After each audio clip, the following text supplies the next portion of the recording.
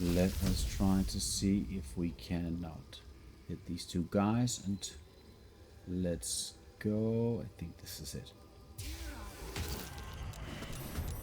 Right. So even the candles are immune to poison but affected. Enemy is surprised. Orin transforms, dashes, and jumps, killing the skelly. And then we have two people dying. The saving throw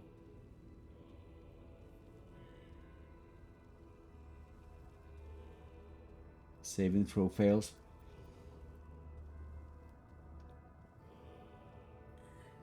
Cloud heavily obscures everything within it.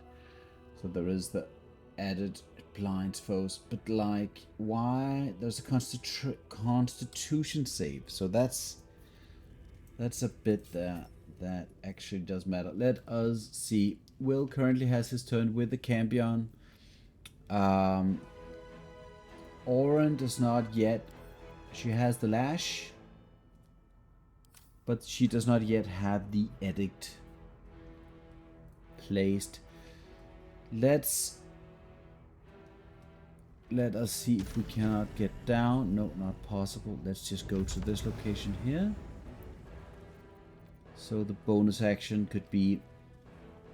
Will we even target her with? Maybe just jump down? No, because that causes damage. No. Probably sucking stuff with a black hole into the cloud kill here.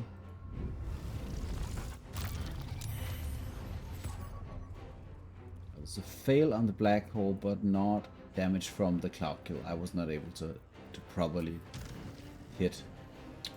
So that's done. Can we go even closer? We can actually go even closer here. Let's end the turn. And so this guy needs to go into the mix here. Olsen alive. So probably attacking the invoker here, just trying to get her down because she does not have the unstoppable condition that the Death's Head of Ball has, which is the unstoppable is just annoying and higher armor class. So the slow spell was cast there. And now here comes the elemental. So the elemental, I want to take the elemental up here and see if I cannot trigger the lash, even if she doesn't currently... Okay, so now she prones. It's not intended.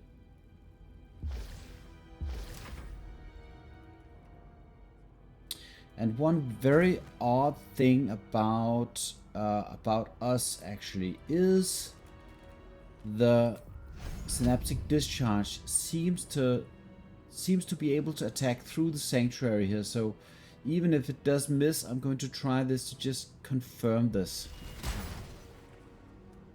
It missed, so it's not going to be relevant here. I'm going to probably see if I can frighten her. And even with the surprise, let's see. Orin has the turn, she's moving. Let the slaughter begin. Ball of Edict on me. And let's just quickly check the... There is the stun on the water elemental. Right.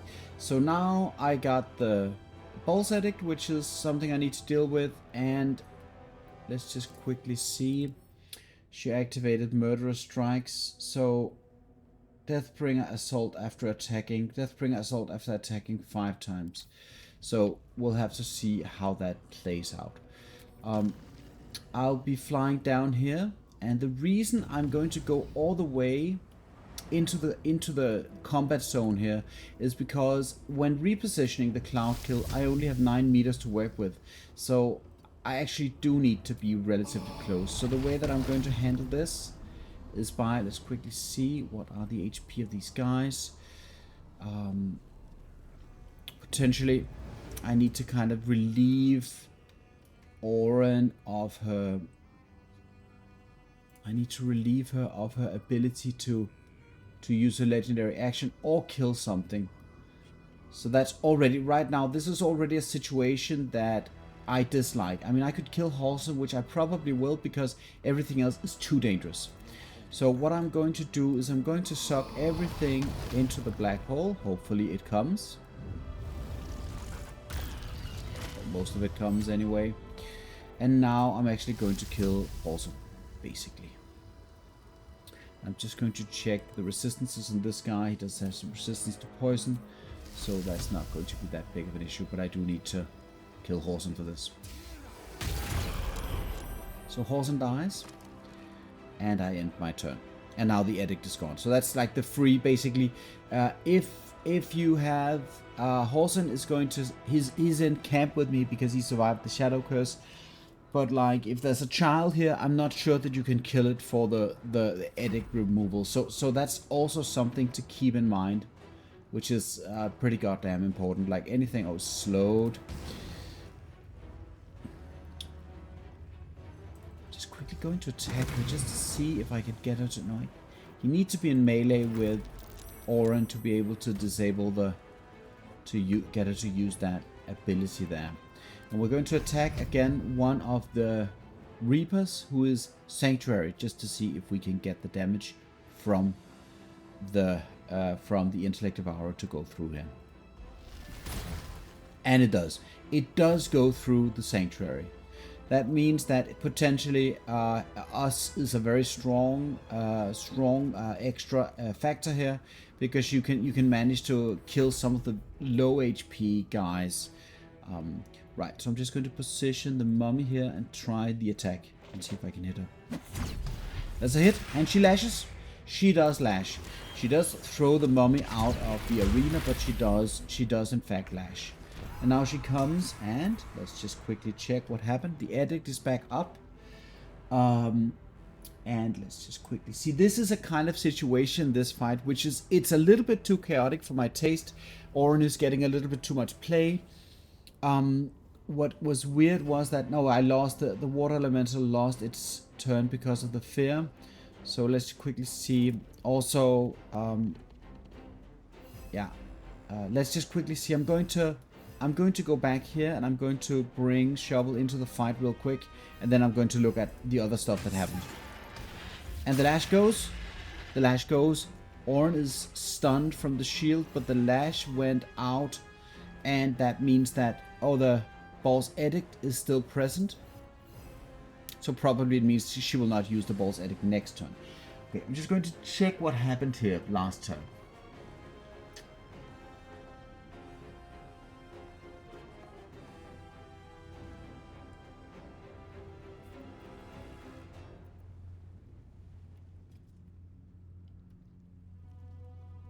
What happened here? I haven't received any hits. Wyll haven't haven't received any hits.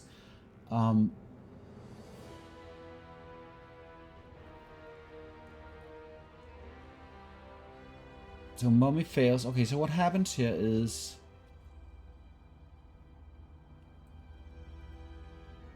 synaptic charge went in, and that was when us bypassed the Intellect Devourer. The rotting fist on Orin makes her mummy rot, which means she cannot heal, but that's not that important in this combat. And she throws the mummy off. Goodbye, mummy.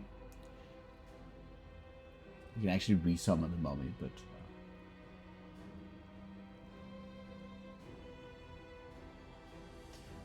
so she receives condition Sanguine Lash and Boon of Ball used Unstoppable on Orin. And she used the Piercing Growl on the Cambion, Water Elemental, us. So all of these guys got the Fearful, which is of course horrible. Ball's Murderous Mark. Right, so if she can kill this guy, she gets more armor class. which I'm not worried about. Anyway, so let's go back here. So that's a bit of damage here. And then Reaper of Bow fails saving throw against Wyll, which I don't know what this is. This is an intelligence.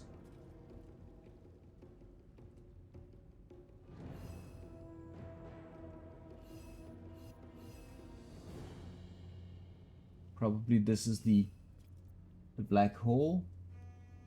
And then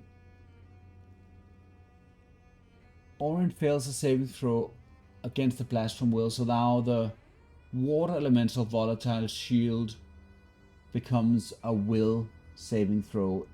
Let's just quickly check the DC there. That's very odd. It's very odd. So the blast from the water elemental becomes Wyll's attack on Orin, and she's stunned. From the low roll, she rolls a critical fail. Yeah.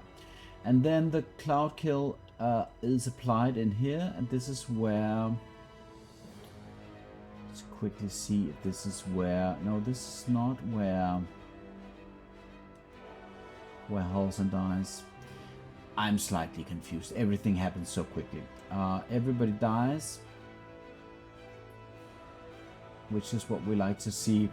And now we're in a situation where I have all of my summons basically still up. Well, most of them, but they are going to die. This guy is going to die. It's going to end my turn. So Death Head of Ball comes, and now this is. Let's see. Okay, so no action. She was just slowed from the black hole, but no action. And right now, I think I get to kill these guys. Let's black hole them. At least one gets to. No, none of them dies. And do I have the edict? I do have the edict. So I do need to do something with my action here. So let's just see. I can kill the invoker here. This feels like my safest choice. So I'm going to be shooting this guy 3 times.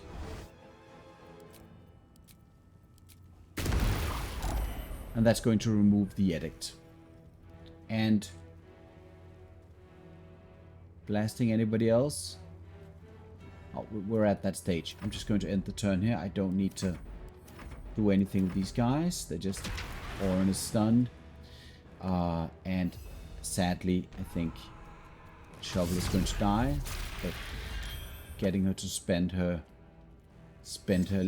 legendary action is not a problem. There is the stun though, so keeping the Death Head of Ball alive is a major problem. If I'd been stunned here, then of course I'm happy that the Bale of Edict of Ball was removed as well for the next turn from Shovel, but you still need something to be able to go to her. So having all of your minions just this close to each other is a horrible idea. So I think probably I dodged a bullet there. So I'm going to be killing this guy. I think 3 attacks here is going to be enough. It's a critical hit there, so I think that should. There was a critical miss. So that means I do need to spend an action to kill. Is this going to be enough? I do not know. Can I do anything else with my action? I mean, I could apply the Mind Sanctuary. I think I will. Because then I at least can guarantee this kill, which under all circumstances, I am interested in making sure that I play this as safely as possible. Everything else is just not good enough. This is horrible. Look at these guys. Okay. And so she gets her action back and she animates some undeads, which is fine. I was expecting that. And then she kills. And she kills and she kills. Right. And so right now, let's see, can I get her to fly? I cannot get her to fly because she has Unstoppable on her. So trying to manage the Unstoppable at this point is probably something you want to do. Personally, I want to just add to just add these guys into the fight here. I know that she has her AoE, but we'll have to see what happens there. And then I want to try to pull things into the cloud kill. These guys are immune to the cloud kill, so that's not going to make a big difference. But maybe just kill these guys and shoot Orin.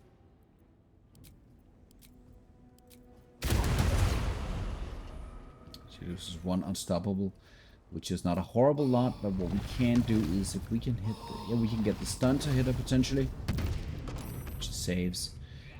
You know, I don't think this is a problem. So at this point, triggering the Sanguine Lash is actually a little bit... It's not relevant right now, so I don't want to trigger the Sanguine Lash with this guy. I just want to see if I can remove a few of her unstoppables. I think we removed a couple. She's down to... How many is she down to?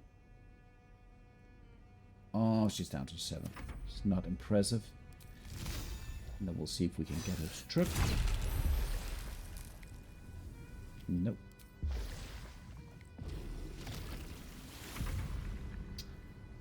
She lunges and she does things. And some of her unstoppables are removed. And she jumps into the sanctuary. And she does an attack on Wyll there. And some multi-attacks. So I'm happy that I don't have anything concentration based at that point. Yeah, so I still have my double action here from the Mind Sanctuary.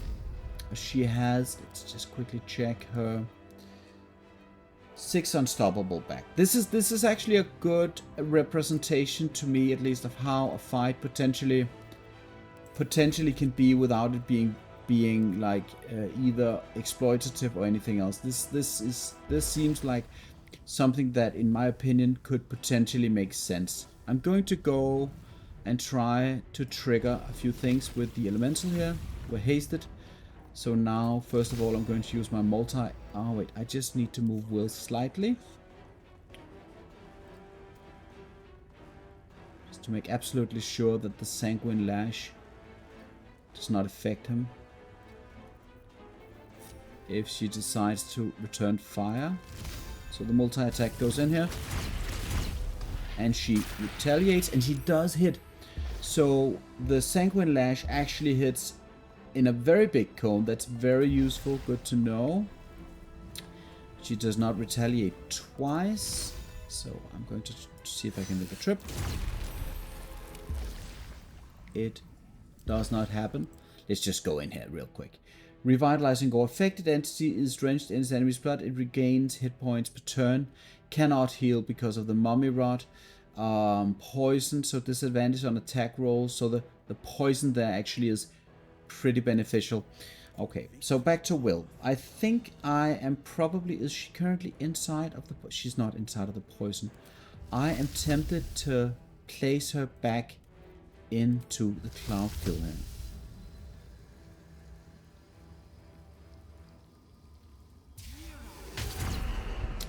Mostly because I want to see if I can manage to actually poison her. But I think she fails the saving throw. She's not. She just receives poison damage. She does not receive poisoned from that. So that's slightly confusing to me. So let's go in. We don't have any stun. We don't have any interesting things. We want to check how many... she has 2 unstoppable left. So I'm currently inside of the zone here, but I'm not affected by it, which is a little bit weird.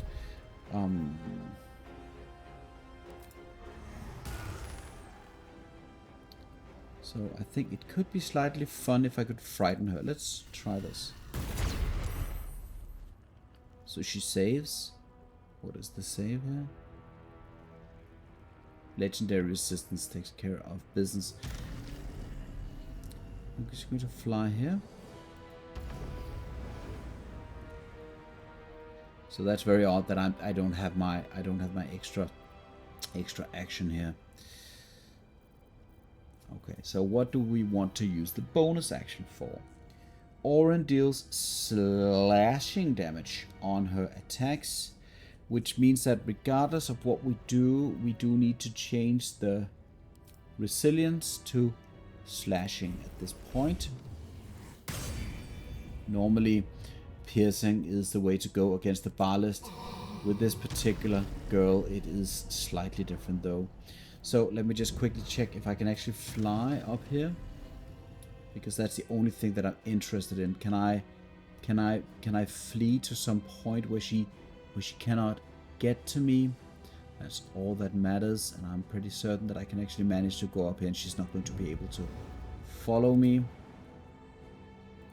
Well, but that means I cannot do anything else currently with my action outside of something which is within range. So let's just see if we can get the fractured psyche in there. This is a minor debuff in my opinion. 5 turns of armor class reduction is not that great at all. So just going to fly here,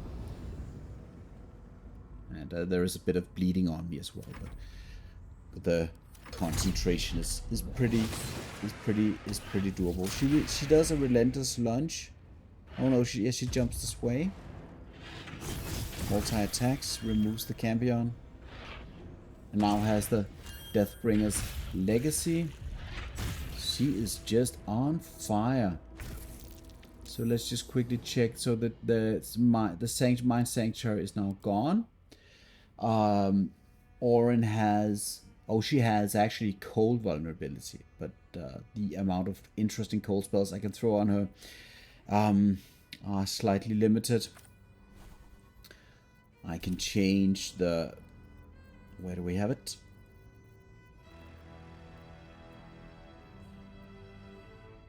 I cannot actually change the Koreska's favor is actually blocked. It needs a short rest to work. So I thought I had that option, but I don't have that option. So I can't go ahead and summon elementals. Let's just quickly see. The water elemental is still active, I think, at this point, since she doesn't have any. The whole legendary action show is now over. She cannot actually do all the nasty things to me any longer.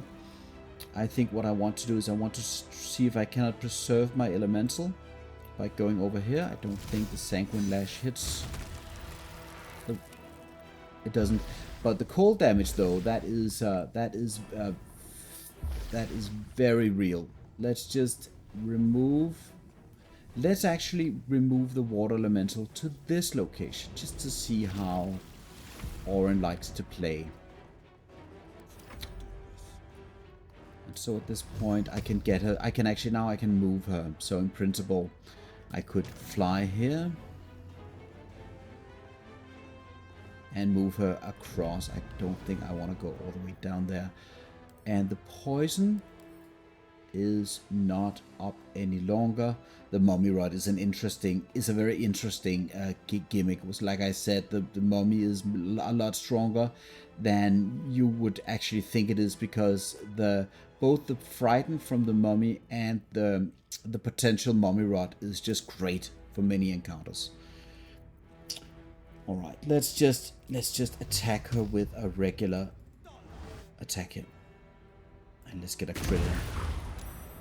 So it's not a horrible lot of amount of damage, but it is enough to actually matter. I'm just going to cast the survival instincts on myself at this point, and actually I think fly back here. So we are going to mess a little bit with her movement here, because I don't think that she actually, she needs the dash. So that takes away her main action. And then she jumps. Yeah, she's not in a good state currently, and I think probably I can manage to deal with her at this point. Let's see if we can utilize. Okay, that was a very, very low roll. So she saves, but that's weird because the shield should double the damage. And it potentially, no, it doesn't. It does not double the that was very odd. Like, that should have dealt more damage. So if we follow, I'm not going to go down there and trigger. I don't know if the Sanguine Lash, it does not look like the Sanguine Lash is still active, so I would get knocked off and die. So no thanks. But if I use a spell slot to reposition myself to here, I think I'm actually going to do that. I'm not interested in any of the loot that Orin has. I'm only interested in her soul stone. So for that reason, I'm actually going to, even if, like at this point, I think I can do almost anything. I think one round of Eldritch Blast is going to kill her. But what I want to just quickly check is if I go down here, am I going to be able? I'm going to be able to throw her off. So I think, like I have an action. I could give her. I could shoot this. I think this would be enough. She's still poisoned, although she won't be next turn. The Sanguine Lash, probably she's going to turn around and attack me and the Water Elemental, and that could potentially be bad. So if I wanted to avoid pushing her off, I probably should have stayed up here and just Eldritch Blasted her. But at this point, I don't care. I'm just going to shoot her here, which I think it's not. Doesn't matter. All right, game over.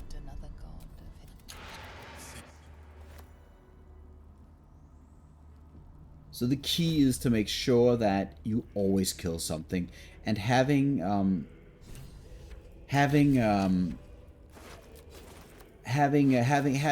target here that you can kill at a given time to simply take care of business is, in my opinion, a very, very strong strategy.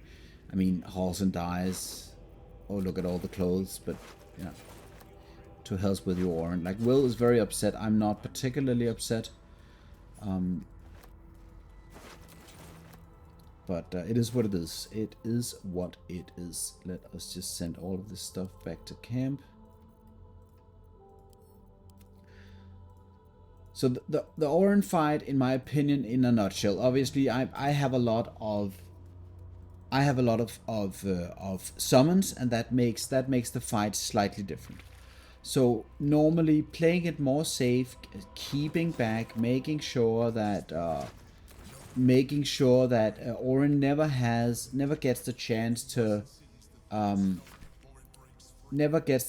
just multi-attack you like she did me, is something like, regardless of what kind of concentration spells or whatever you're running, not giving Orin the chance to multi-attack and go rampant like that is, in my opinion, pretty important. I think for most of your available classes, I think it's very dangerous.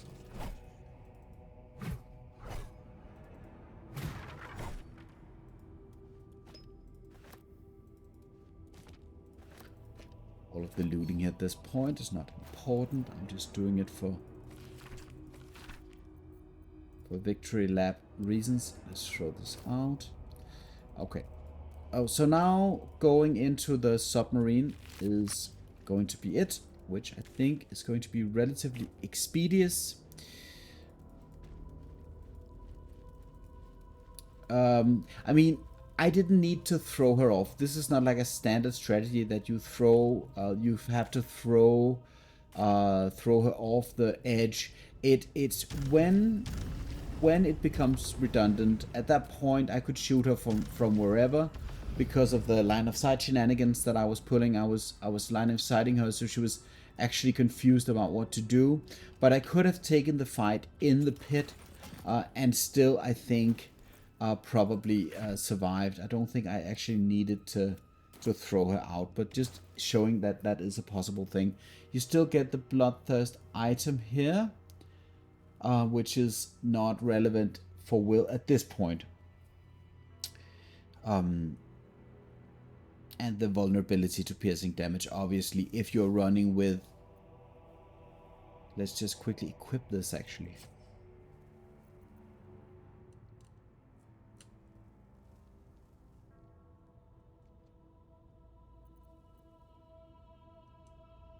This counts as a bound weapon.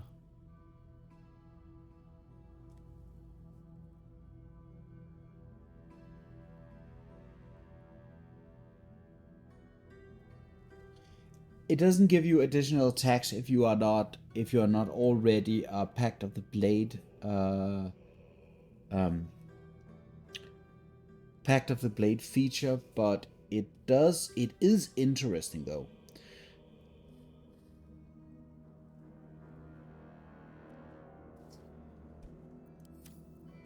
So the proficiency bonus for daggers, obviously for Wyll, brings him to plus 20, so he is going to hit. He doesn't receive any. It should be versatile, right? Not versatile, finesse. It is finesse weapon, so the damage added to the main hand is a plus 4 from dex, plus 2 enchantment. So it does deal damage, and the vulnerability is going to cause any kind of piercing damage attacks to deal double damage there. What is the price though? The options for the weapons for me are too good for me to ever consider this in this particular build.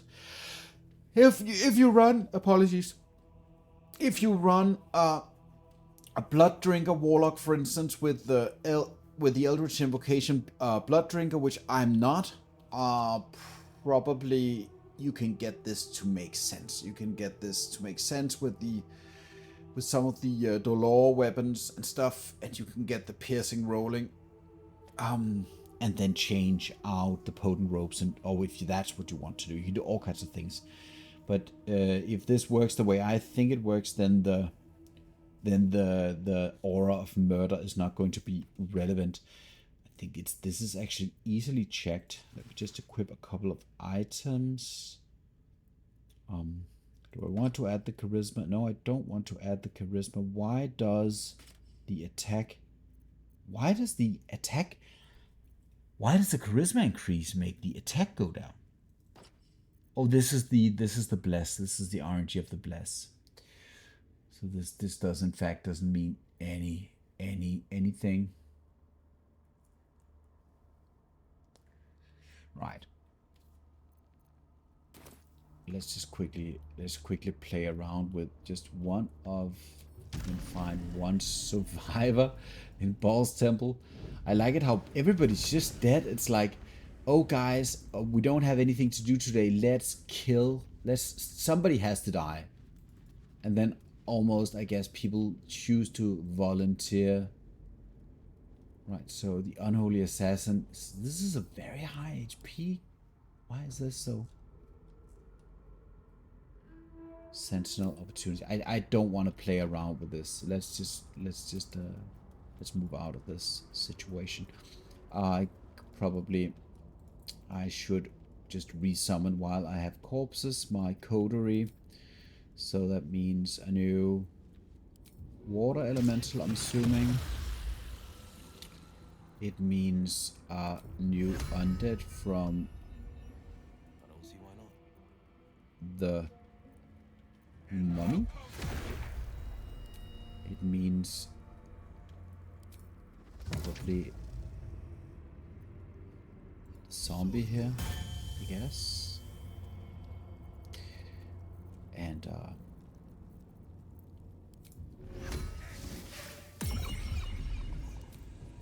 it's the whole bunch. The summoning in this game is awfully strong, and in my honest opinion, probably superior to anything else. Let's not waste any more time on the Bloodthirst, even if it does have some kind of potential. For me, I don't think I want to be spending time. This is never going to deal as much damage as 3 Eldritch Blasts, not in a million years. So let's just re-equip probably the Knife of the Undermountain King, otherwise the Campion. At this point, let's add the sword here. Coruscation ring is fine, right? Extra, yeah. This setup is I'm very happy with the setup right now. Let us head out of here.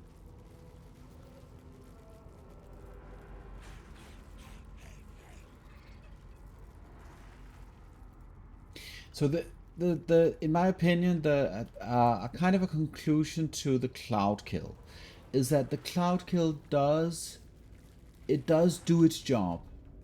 But if you compare the cloud kill to, for example, the chain lightning potential from the Kareska's favor. So instead of having the cloud kill, which is applicable every round and very strong, you have a burst where you can kind of guarantee that something dies. It should die with the chain lightning. I think that's a tough call, and probably I cannot even answer that for sure. Maybe we should just go and open up the last waypoint, just because now I'm here. I think it's not here. It's pretty certain I need to go this direction.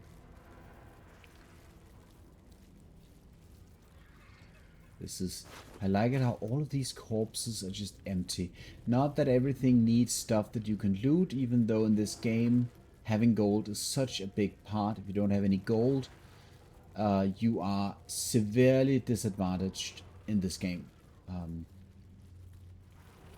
Severely disadvantaged. Also trying to play with the limited time that I currently have. I'm trying to play a no loot rule set where I don't get to loot anything off the ground. That means in the first act you have literally no gold. You have no purchasing power.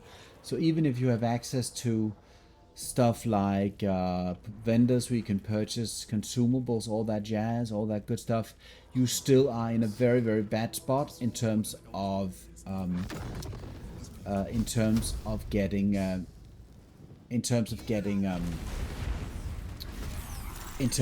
stuff that you need for let's just quickly see, why did the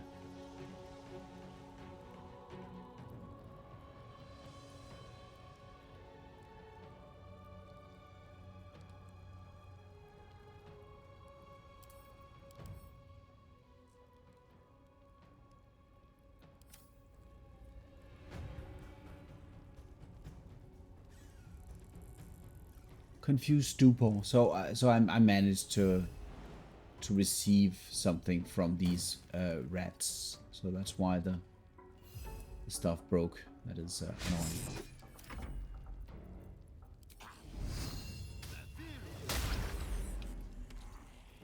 So I'm not quite sure how that.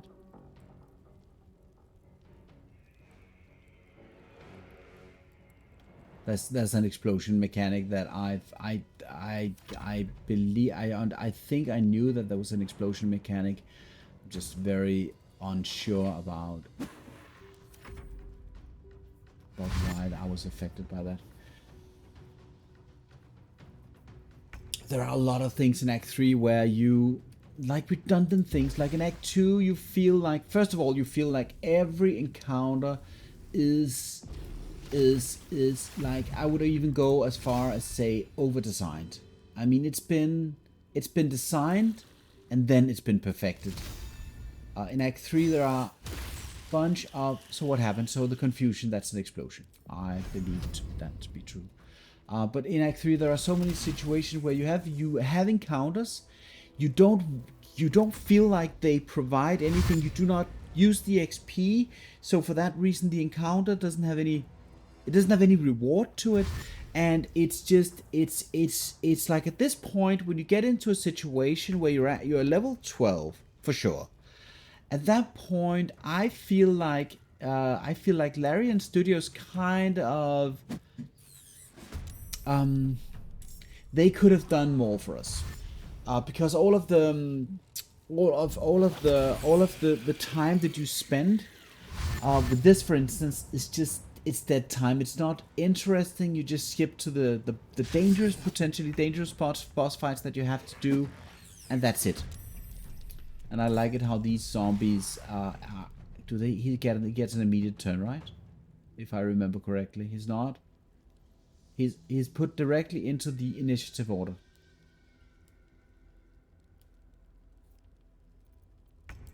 No, he doesn't get that turn, but that's fine.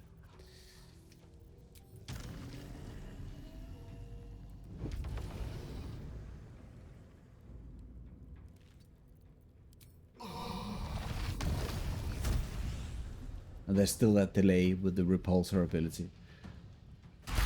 And I even forget if that delay also holds on draw Raxlin. I forget if that also affects him.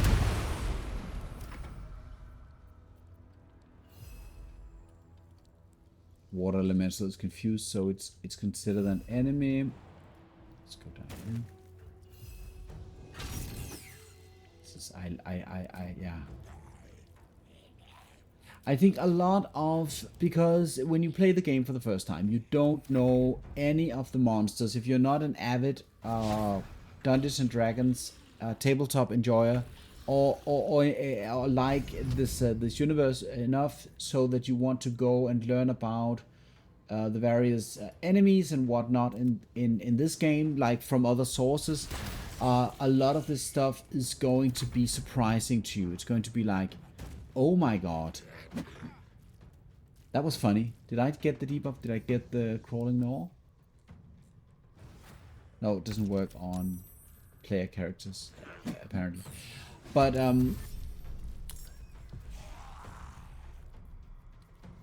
you're surprised by whatever happens, so you walk into all of the surprises. Like one surprise that you walk into is the goblin, obviously the goblin surprise in the blighted village in the beginning of the game, and it feels great. It feels great to walk into surprises.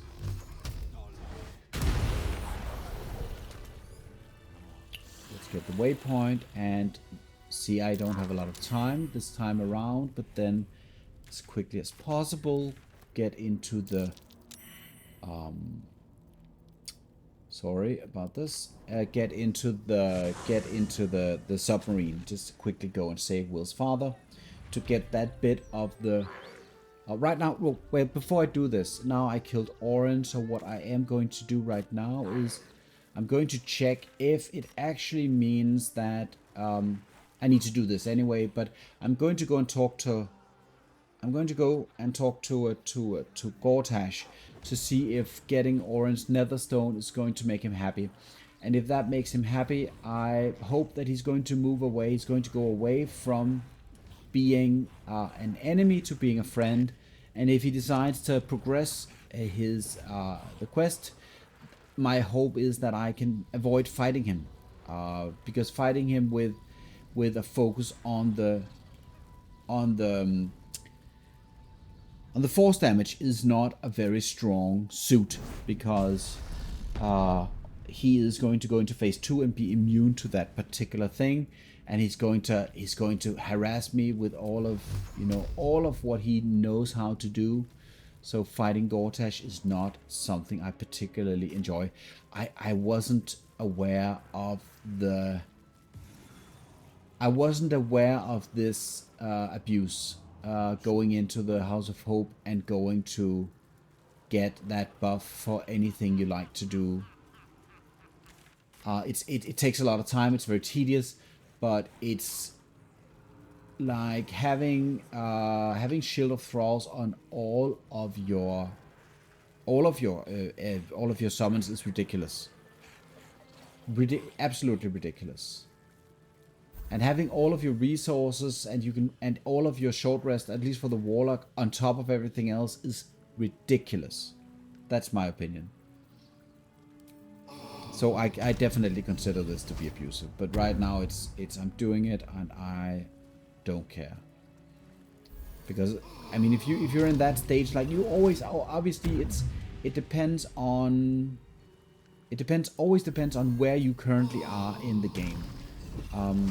And what knowledge you have of the game and what you have and have not done. So going into this with the intention of completing it, and then trying to scale difficulty for your own enjoyment, obviously. If that involves doing things that you like at a later stage wouldn't do, obviously that's the way to go. And for me, like, I changed so many things in this game. Learning it, I scaled down on so many things, like the followers in camp for this particular rule set is now no longer something I do. I don't bring in any any companions. Um, I I I I avoid bringing in companions when I have the option to. So in many cases, like I try to go it all the way solo for that. For that reason, I don't use Glut outside of the Dwegar where he has an obvious quest. I mean, you can even leave him, and so there are many situations. So in Act 1, it becomes very very difficult. But like in Act 2 and Act 3, that's tailored very differently. I'm still not in that situation where stuff like this, for instance, right now, is something that I choose to do, but potentially abusing the restoration force. It's like in this, it makes sense. You go into the House of Hope, you do the House of Hope, you have the restoration forces to gear up for one of the hardest fights in the entire game. I don't know if I consider Raphael to be the hardest fight, but probably I do consider him to be the hardest fight in the game. If you don't cheese him, obviously, I'm going to keep him in the room and fight him there when we get to that point. So for that reason, I do think this is perfectly fine for Raphael. Bringing this to Cassador and anything else, I find in my situation to be slightly abusive. Not something I think that I want to do in the long term. But right now, with the current rule set and my progression, I think it makes sense. Because it's incredible. Like I can get the setup I want, and I have all of the abilities available for any situation that I'm facing. That's that's very crazy, and that also eliminates any kind of need for any kind of resting, which gives me the permanent rapture for the entire fight. Basically beelining Raphael's place and going in and setting this stuff up, getting the rapture buff, and obviously the sweet stone features, anything you need for Act 3, and then it's like you have like a permanent rapture throughout the entire act, going back to restock here at the House of Hope. This is definitely abusive, but like I'm doing it now because I'm in that situation where it makes sense in my progression. But obviously everybody needs to play the game the way that they feel like. But like I'm just stating what this is crazy good. So I think that for going into the submarine, I'm probably going to respec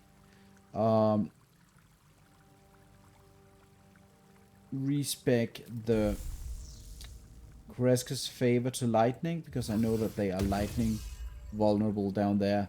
So having a round of chain lightning is fun. That's going to be fun. And the Cone of Cold. Obviously, I have the 3 spell slots. I can use them for whatever I like. I do need to apply the Armor of Agathis, of course. Don't think there's anything else. That's the downside of the Warlock. There are not, like, the amount of buffs potentially that you could get as a wizard, for instance. I don't even want to think about that. Like, there are so many spells that the wizard has access to that you could kind of just buff yourself up with everything, and with full spell slots following. That's pretty great, to say the least. Every time you play a character, I mean, at least in my perspective, I just want to play another character. I'm always like, oh shit, I wish I had this character or that character. I could do this. Anyway, let's get out of here. Enough talk. And we go and we go to Gortash first, and then we free Wyll's father. Let me just quickly check if I did collect, I think did collect Moore's contract. Severed torso. Why am I carrying a severed torso? I don't know what that is.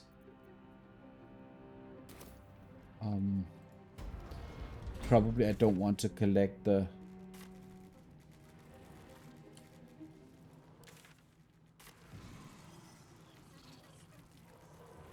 This game is horrible. You want to play more, you want to restart, it's so addictive. And we're playing the same content over and over, but it's awfully addictive. That's what it is. Alright, let us see, what is that?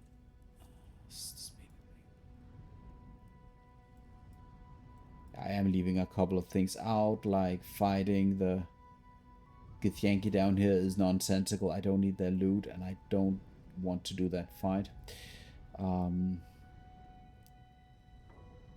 Basically only doing the necessary stuff. So going into...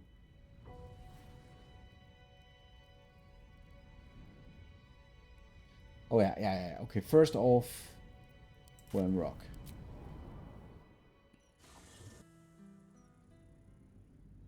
And then I'm actually interested to see if I forgot to click the faucet after restoring the Kareska's favor. That would be stupid. Like being able to change the element on the Marco Kesha. This, I don't feel like I can overstate how good this item is. It's you're getting access to the top tier spells of any element of your choosing.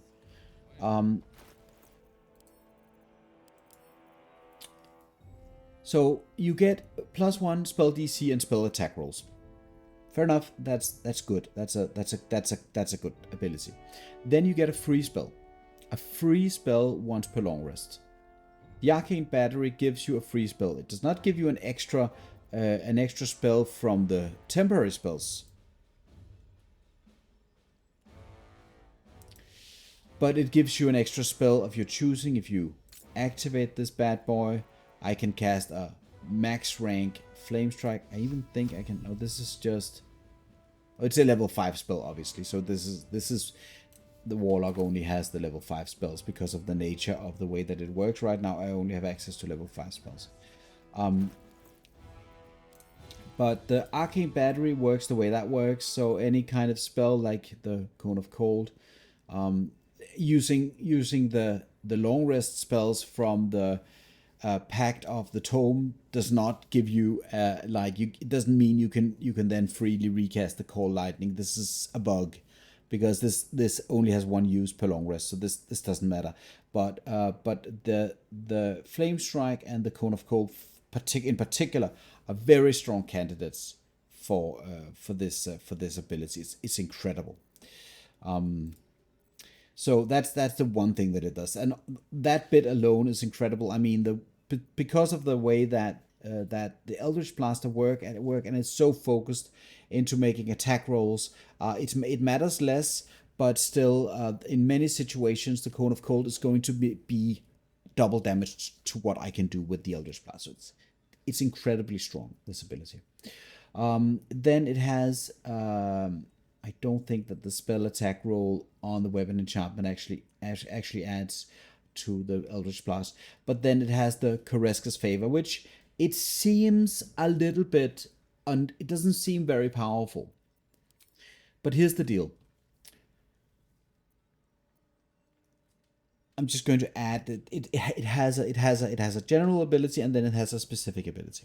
So the Kareska's Favor has a resistance to the particular element that you choose to be imbued with, or that you choose to imbue it with, or whatever the way you mean to say it. And so that ability is that it adds resistance. The second thing is that it adds damage to the particular spell that you are using, equal to proficiency. So that would mean, for instance, and this is just me spitballing here. Let's say that we do choose the lightning buff. Let's just click this off and let's locate the lightning.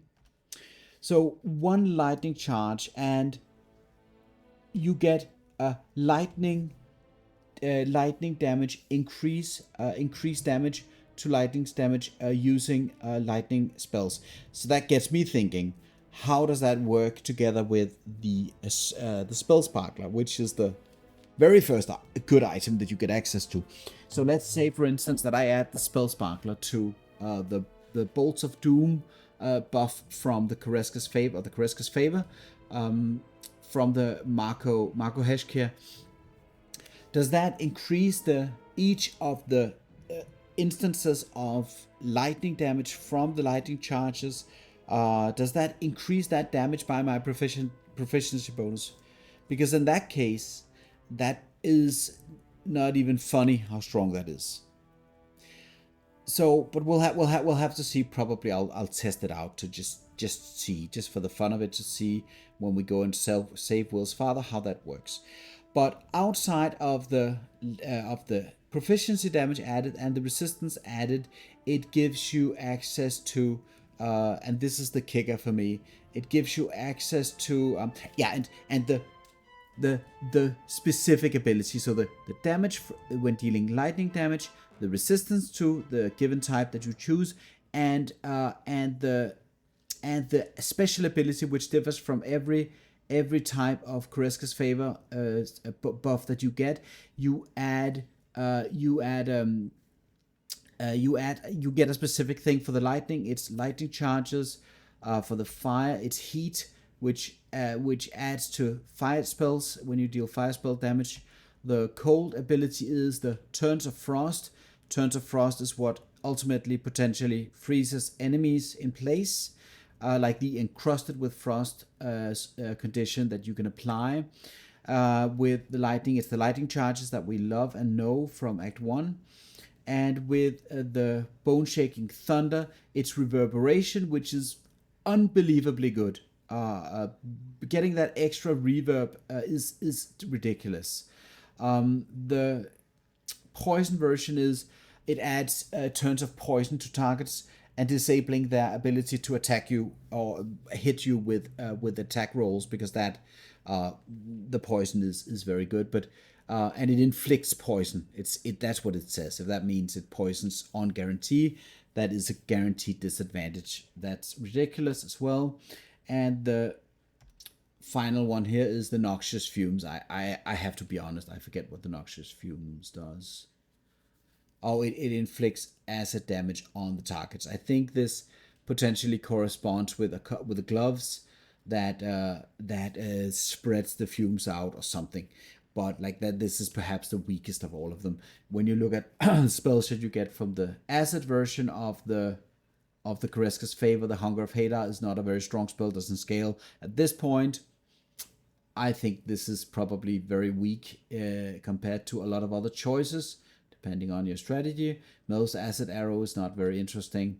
The Cloud Kill, we tried that. That works. The Destructive Wave is fantastic.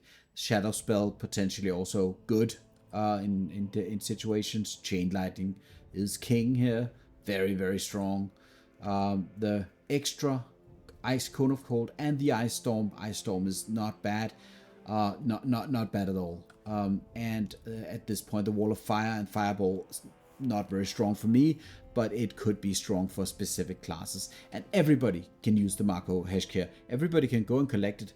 And you basically have like an item that gives you some of the strongest spells in the game. You could cast those with the spell scroll, but like with my rule set, I would probably benefit from this on all types of characters, because I allow all. I'm just saying this is one of the best items in the game, for sure, and incredibly strong. And you can respec it, so like I can go in and do something, and then I can respec it on the fly with short resting. And you get the spells back. So basically, with the short rest, you get like a new series. I can switch spell schools from the Koreska's favor. I get the new spells here. I think I can even use another short rest to get back the lightning and chain lightning if I choose to. I cannot talk enough about this item. Let's go and talk to Gortash and see what he has to say, because I still don't know if he's going to be happy, and he's going to invite me. I think he killed everybody at this point. He killed everybody. Everybody's dead, because why not?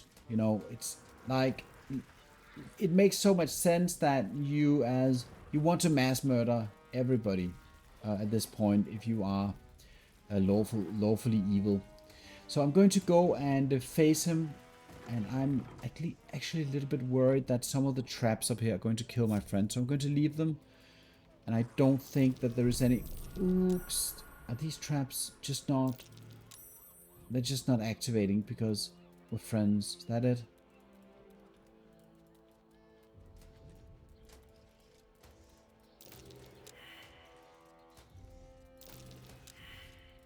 This is just everything concerning this is ridiculous.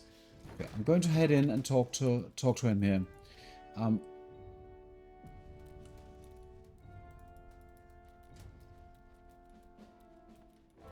And the plan is to not fight him. So let's see if we can avoid that. You have the Netherstones. They resonate with my own. I commend you for putting an end to Orin's madness. She must be screaming bloody murder in the hells even now. My involvement with Orin was never a true alliance. A mad dog understands the yank of the leash and the hand of its master, but it cannot be an equal. You can be my equal. We will raise a black keep in Baldur's Gate. Then we will conquer the Sword Coast and unite all its peoples under our rule. But first, the brain awakens. We must act now. Faithful, come forward.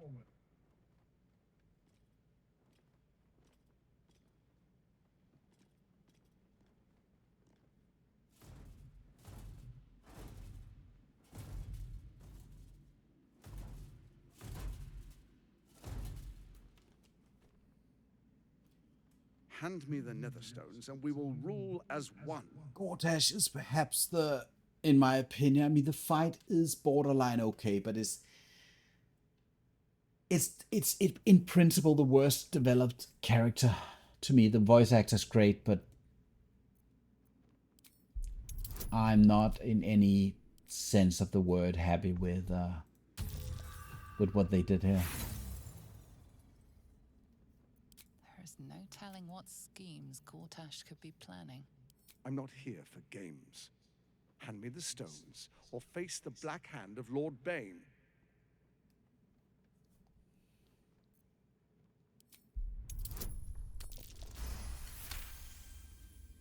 Gortash studies you carefully in turn. He's shrewd and headstrong, and he expects the same of you.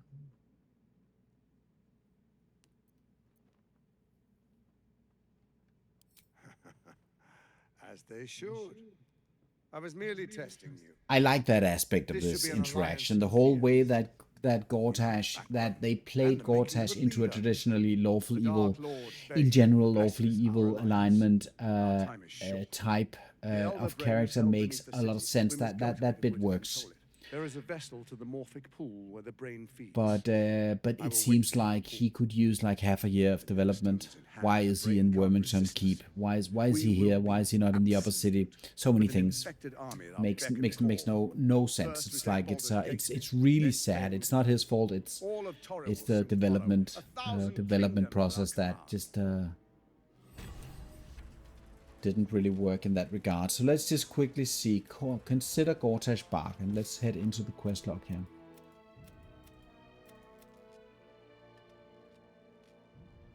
We are to meet him under the city at the Morphic Pool. The problem is, I can go to the Morphic Pool. I can teleport there. He's not going to be there. We will meet. We will meet. We will meet under the city and take. Yes. So what I'm hoping is that at this point, he's actually.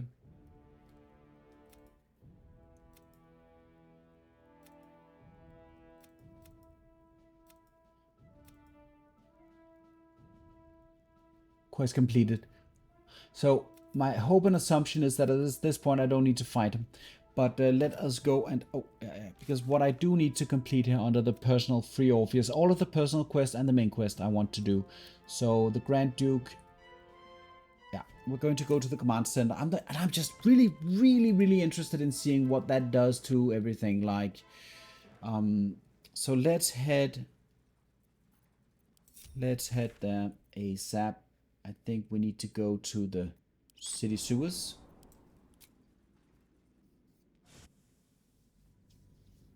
Everything in Act 3 is goddamn confusing. It's streamlined towards killing Orin and killing Gortash and killing the brain, and that bit works for all it matters. It works disabling the Seal Watch. It works going into the Iron Throne, even if you don't like that particular bit of the game. that bit works in a narrative way. It works in a game flow way. You want to go there. Everything else does not work. None of it works. None of it works. Like the hag, like all of it is just not working very well. Was this where I met? This was where I met. Let's just see if she's still there. Is Arabella still hanging out? No, she just came to kill somebody. Yeah, great.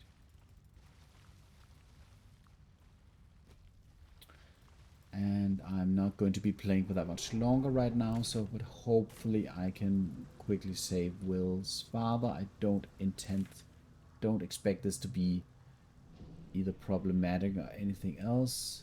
What is the easiest way to get down there? Let's see. Secret command is right up here, if I remember correctly. Like all of the stuff down here, you have these slimes, and there's a guy here and he's crazy. Look at all these grease balls, and they're not hostile. What the hell is this? And it doesn't do anything. Oh, this was not it. So the command center is a different place. I think the where do we go to the command center? Come on, game. Help me out just a little bit here. An old man, old confused man, needs help. What's the Oh, we says we will take you in return. He says you I believe Sarin leaving only me to conduct Sarin's right. rites. So we just need to talk And this my guy cousins out here. of whatever's Cannot going conduct on. rites without a clan's Okay, that male was witness. a 21 with Few. that's like a 2 or something. I really want to say. Oh, so you get XP from everything from just talking to him, right? The persuasion check was a 2, and I still succeeded. Crazy, this game. So probably even, like, if you have decent rolls, if you want the XP in this game quickly, just heading down into the sewer to friend these guys is a quick way to go. Let's see, is this is the Undercity? If I remember correctly. And all of these quests are just some guy is sleeping forever, and he had sleep potions. Like, it's what are they trying to tell us? Like, this is suicide by sleeping what is this? It just, I have no idea what they wanted to do. And in the best case scenario, and I love this game very much, but in the best, this is not the place I want to be. In the best case scenario, in the best case scenario, what they wanted to do, they wanted to hand out tidbits and what do you call that? Like Easter eggs or whatever you want to say, to people who know Baldur's Gate very well from previous games, and so have a lot of expectations about what this game is supposed to be as a sequel or prequel, or not prequel. What is that called? Threequel? I have no idea, but as a follow-up to the other games. So I think my point being, I don't care much. I think it's fine, you know, whatever makes you happy. But it doesn't have any. It's not very meaningful. That's what I mean to say. And I don't mind discussing that with anybody. But I just don't feel that. I just don't feel that Act 3 performs very well in the grand scheme of things. And I love the fights. I love Raphael. I love Orin fight. I love all of those things. Those are masterfully done. 10 out of 10. But all of the subplot lines don't work. None of them work. Like the hag in Act 1, for instance, is one of the most fantastic plot lines that I could think of.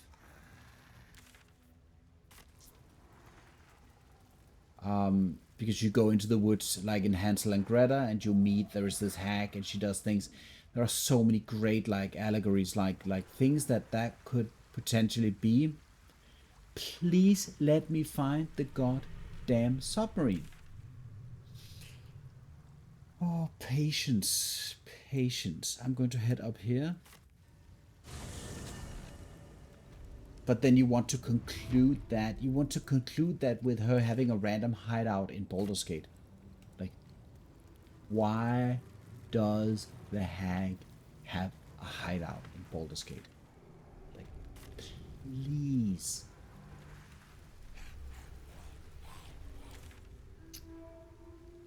So right now, I just can't seem to find the way to get into the, because I know that there is a direct access from the sewers somewhere, and I think it might be down here.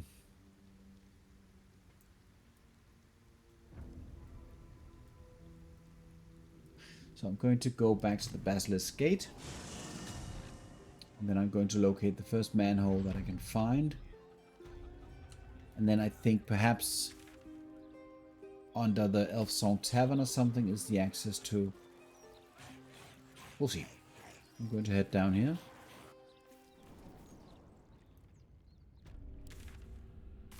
And that brings me to this location.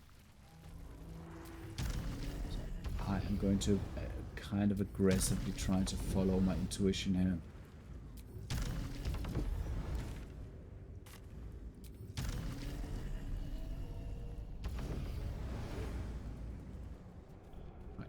Barrack cells. Right, that just takes me into the latrine. And I like it how it's illegal to head into the latrine. Like, don't go into the toilet. We're going to kill you if you head into the toilet. Okay, thanks. What's this now? This is still the location where...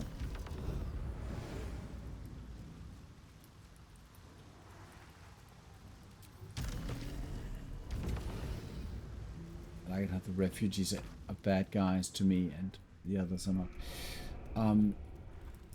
Like now we're back at this place and I cannot get through here, which is... This is where the fairy fire spell could probably help me out. Just check up here. Otherwise I'll take the break and then find out about the why my brain doesn't work. There's a door here.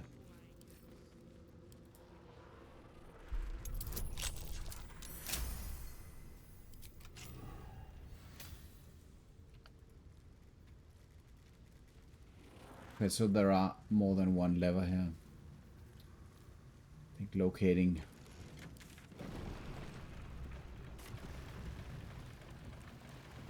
I know that there are several ways to get down into that place, so I'm just a little bit confused. This is... Oh, there's something about Cazador's Palace as well that enables that bit where you then get into the submarine. Probably it's from Cazador's castle. Let's just quickly talk to this... Also, Cazador, fantastic NPC, but like horrible execution. A friendly face. I know the venue's called. My day. You haven't seen him, have you? The individual descriptions could refer to many things, but take... It's funny. He was ever so keen for me to come. He didn't seem the type to cancel. Normal. He was so enthusiastic. I don't understand why he hasn't shown up. You're right. Just look at me. Up to my ankles in filth, waiting for a man with a collarbone fetish. If you see him, don't tell him I was here. Just tell him Poor girl. Goodbye. And then random chest with silver knives. Okay. Let's just head in here. Is it because there is actually an extra... There's an option to proceed. I can't believe how much I know about many parts of the game and how little I know about Act 3. It's ridiculous.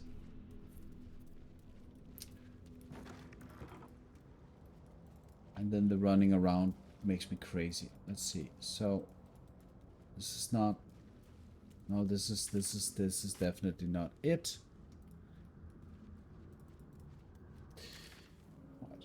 So now I explored most of... So the question is, do I need to go to Cazador's castle to even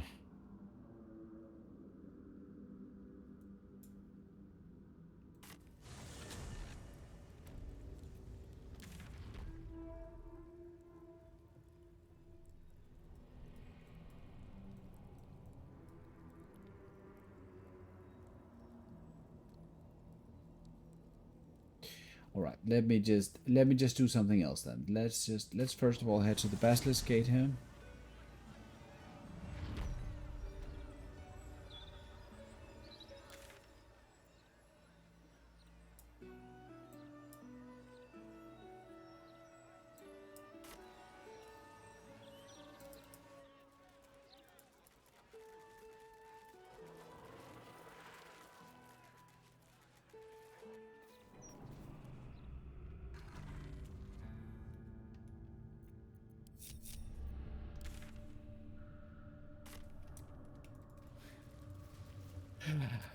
Even if I think at the bottom of my heart I enjoy summons, I enjoy controlling units, like I'm a real-time strategy player at heart. So I really enjoy having all of that stuff. What is this dripping pipe? Like, why does this suddenly... Is this still the same as... Still the Heapside prison. Are they going to mind me being here? No, they don't mind. Something's going on over here. What is this? Oh, this is just the prison exit. Thank you, game.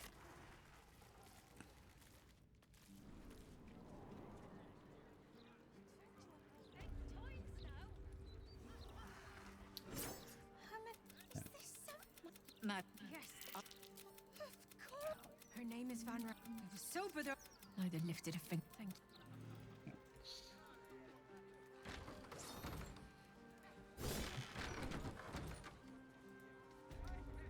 Wonder what's in here. This is also something like you could imagine the type of city investigative game that you could have in Baldur's Gate. Imagine if just the lower city for this, and obviously Rivington and that part of Act 3. If you only had that bit of if that was just, this is what we have and that we built from here already, so many super fantastic stuff could happen. Even if a lot of people enjoy I do, for instance, the, traveling around in the countryside type of adventure where, oh, there's a frog, there's a deer, the whole, the type of game, one sec. Type of game where the focus is on going into the wilds and just enjoying that type of fantasy is my cup of tea. If they added the value of stealth, stealing, all of those things, that they develop that bit into Act 3, they could make this right now. Act 3 seems like a place of instances. Like, there's the House of Grief, one instance. Sorcerer's Sundries, one instance. Filgrave's Mansion, one instance, and so on and so forth. And all of those instances, they don't feel like they blend, they feel like they're just placed places. If you spend all of the time with the lore and all of the NPCs that you don't have to talk to, that they're not, they just there, just like a random NPC with an Easter egg, like, fantastic. But if you gave all of that depth and value in the game and making the choices for the player in that specific situation matter, and you kind of brought that bit to life, Act 3 could be like a game of its own. But it's not, because you're already level 12. You just want to finish the game. Okay, and I've bitched enough about that, because this is just such a good game, and I'm just so upset that they didn't finish the game.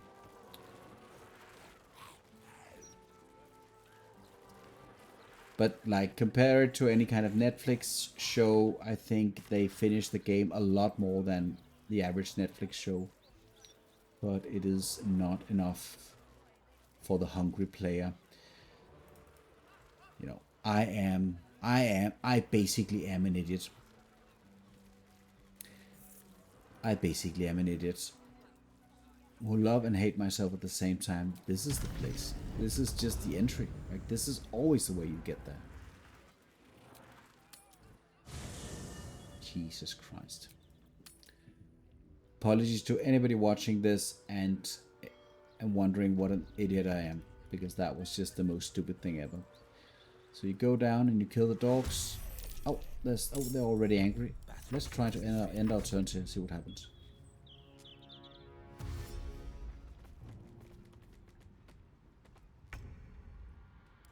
This is my time.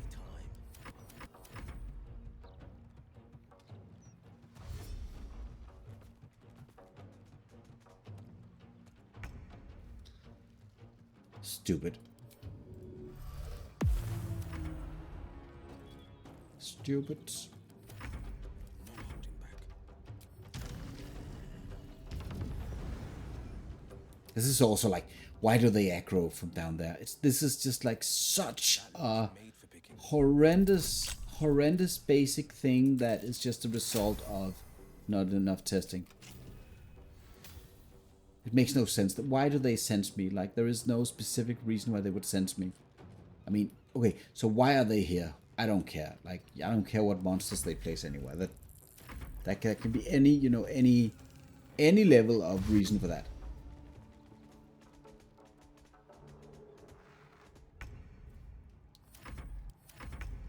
Victor's path.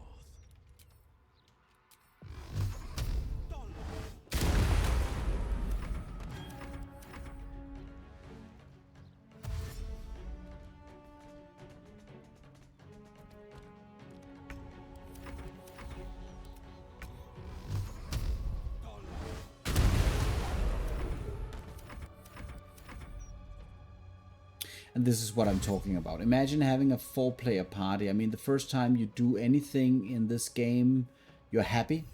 Like, for the most part, at least. You're happy.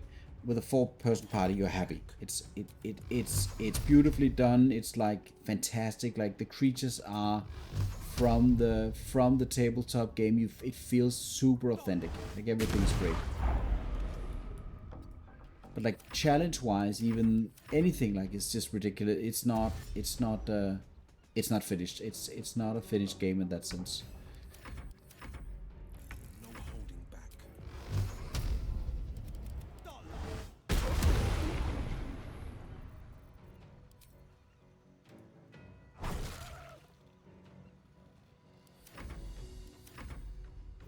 Oh, I forget. I need to test the spell sparkler. That's actually pretty important. Let me just get around to that.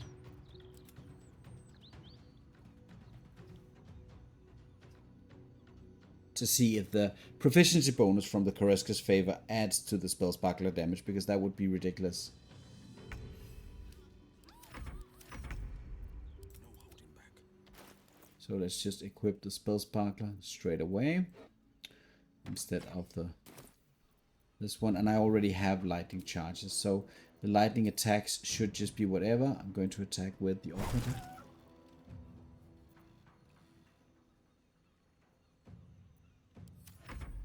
Just going to give it one more try. And it shouldn't work, but if it does, ridiculous. It's still good for it's still good. Like the lightning charges are what they are. But the Koreska favor bonus is still strong for the lightning spell and for the chain lightning, because obviously you're going to hit as many targets as you possibly can, and for that reason it's still pretty good. Even if some of the damage levels that we're working with here are very, very, very high. Making my move.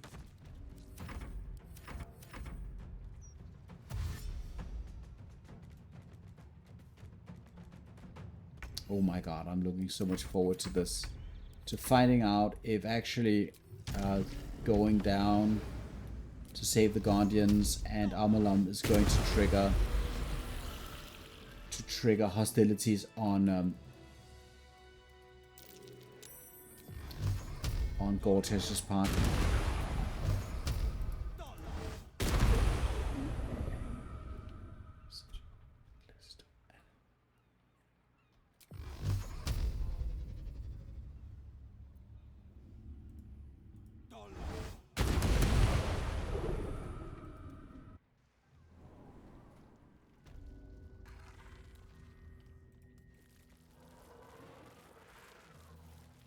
I'm not fully certain that I do have the time to complete this now. I just want to quickly check what it was that my brain didn't allow me to do by checking out where the alternative entrance to this place is. And we are coming around to some kind of sewer entrance. This is the actual place I need to go.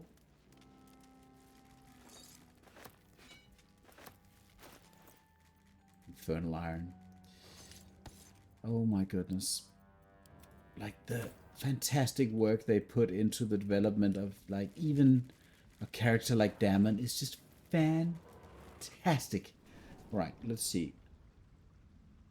Damon is one of the best developed sub characters in this game. It's ridiculous how good it is. All right, so it's down here. Try to remember another time. It has an easier access. Don't need to deal with the dogs. Okay. Let us head in there. This was the wrong way. Apologies.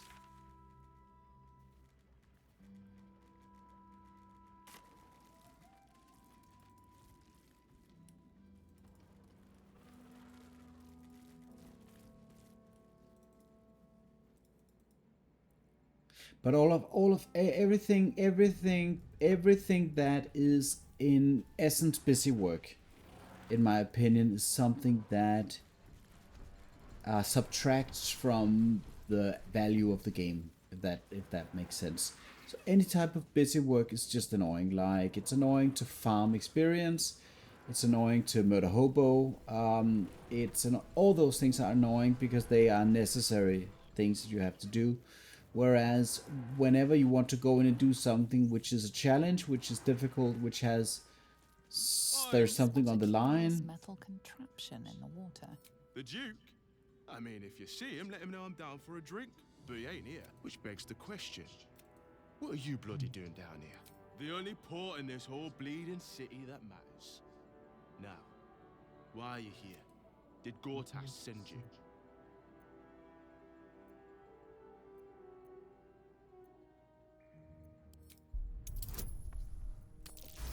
I can kill him, I can, not kill him. Killing him finishes a quest for the water temple, which I think I mean, for Elsa, for like somebody dealing with lightning damage or frost damage in particular, I think killing this guy and completing the quest at the water temple is pretty valuable. It's a pretty good item.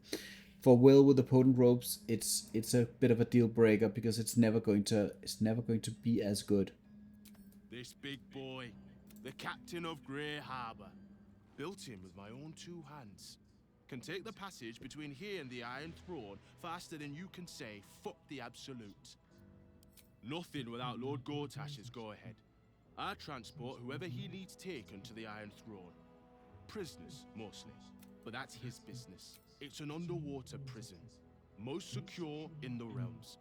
Myself and Cap are the only ones who can make it there in one piece. Lord Gortash keeps some Gondians there. Collateral to keep those working in the Steelwatch Foundry under control. Do you now? Boss never sends anyone that away but prisoners. 1,000 gold. I don't think that any of the options this is a bit irrelevant. Just need to avoid rolling ones. Oh, I'll get... We'll have to see if I can finish this in time before I need to go to my next appointment.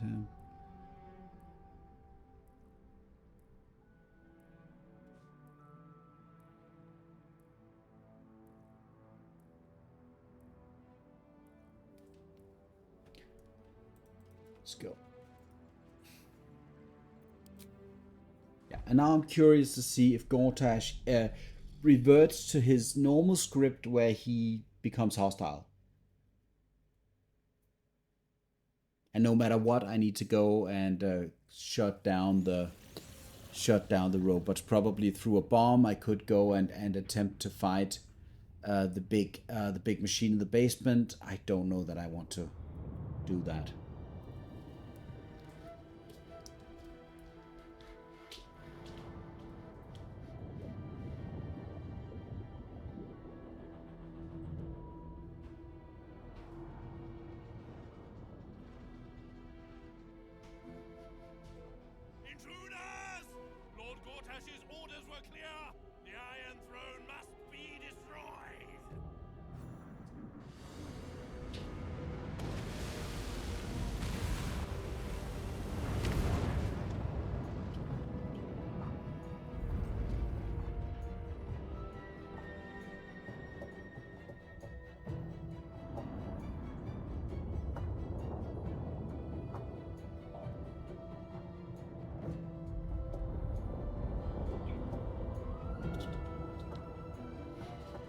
seems a little bit like Wyll. Is that the wheel which is turning?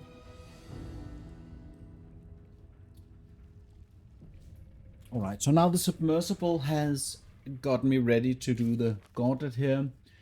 So let's quickly see what that does to the Gortash quest.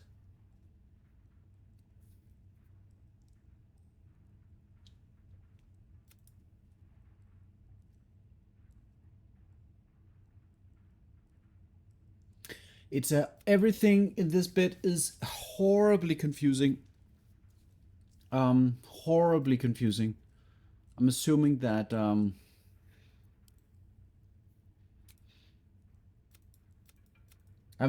it works in that way that I can now complete this quest safely without annoying Gortash and do his thing. Well, what are all these backpacks? 500 XP for a backpack.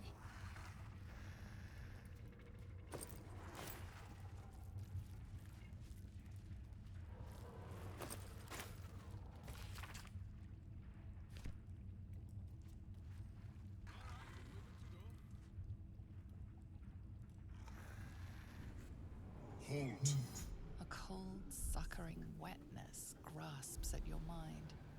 A voice, familiar to you from the Underdark, wraps itself around your brain. You must act with haste. Duke Ravengard is held within these walls. He must be extracted. Duke Ravengard is held in the security wing. Be careful. There are many hazards. This structure is collapsing. Act with speed.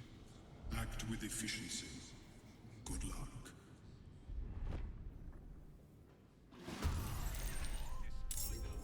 I forget if actually...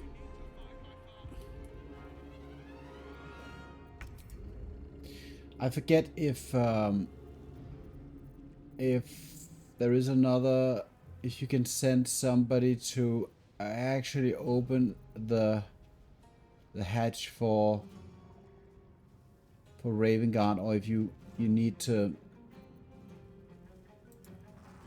actually go there with Wyll. I do forget that a bit. I don't care that much about Omolom. I don't consider that to be unnecessary.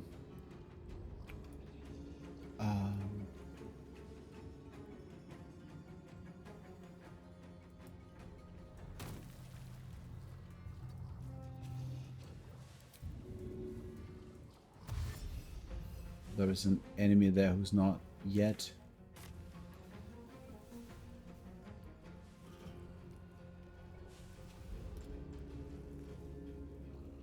Just going to fix these with this guy, I think.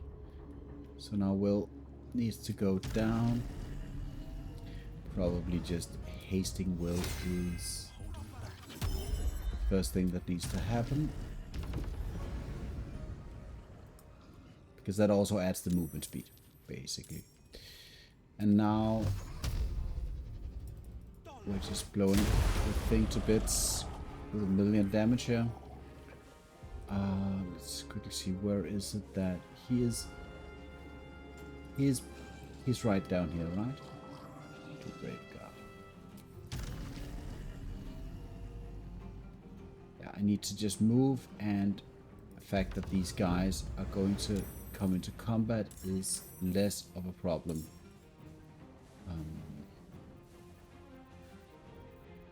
In my opinion, in my humble opinion, what is my armor class? Is 23.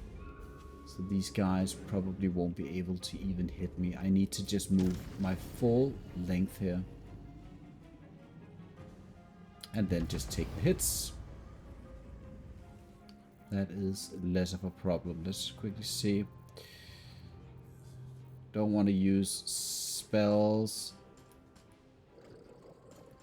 for this. Do I? Am I able to click this without? It's going to put him in dire straits. So I need to just quickly change to piercing resistance here. In case they hit me, I'm pretty certain it's all about the piercing stuff. And I don't think I want to spend any other actions here. I don't mind them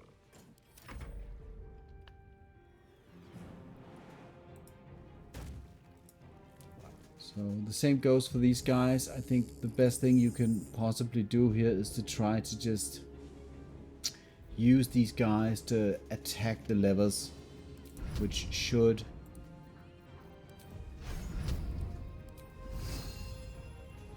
be working. Basically, let's just do that.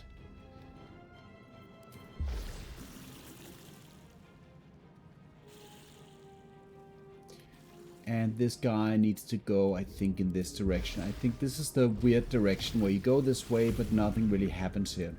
Basically. Like... this is actually towards Overlap, which does not matter.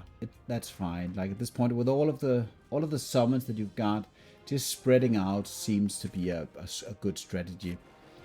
The only thing that matters is what you do with Wyll. And he's right here, and I have my water elemental in this direction. So in this direction is this is probably the weird place. Like, I don't care if my summons die or live. I just need the main guy to survive. And I think the zombie here can cause quite a bit of havoc because of the low HP targets. Yeah, great. Everything that has a timer on it, I'm a big fan. Because it just creates like some level of stress that just works. I love that. So do I want to go... Can I manage to actually go and maybe start summoning zombies here? Probably going to the water elemental would have been a better choice, because that's where all the problems potentially start. If at all. I'm going to see if I can manage to finish this in like 5 minutes. I think I can pretty effectively do this. And so I mean, and I have advantage, they have disadvantage on attack rolls. So outside of the 23 AC, which is pretty high, they need to roll, let's just see.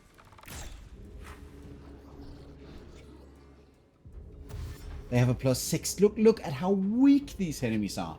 They have a +6 to their attack rolls. And sure, they're annoying and stuff, and they spawn, and there are many and blah blah. But they are like weak as AF, right? Okay, let's try to see if we cannot save some of these guys.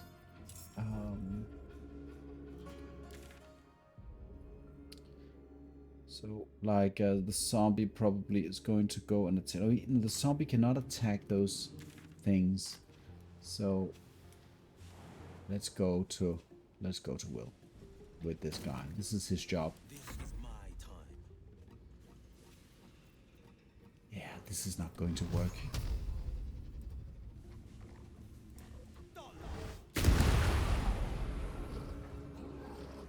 Or is it? Oh, it has a lot of HP.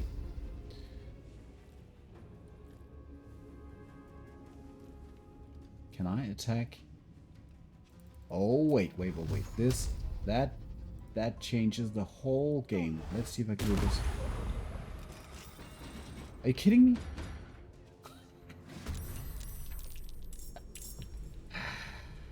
Yes, baby. Okay, no chances here. Save. Come on. What are the odds he's going to go for Raven Guard? Very, very low. I need to go. See you. I need to go. I don't have time for this. So I need to go to the left side here.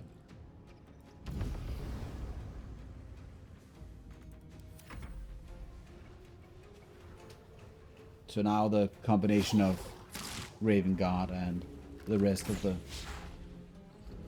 the coterie needs to work its way. Probably even. Right, this guy attacks here. Cannot reach destination. Okay.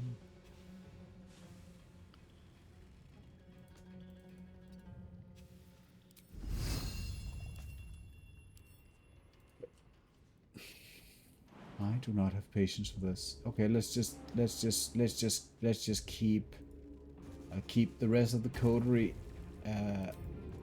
busy with getting Raven Guard out. I think that's the most important bit. He just go Blood Frenzy? What does that mean?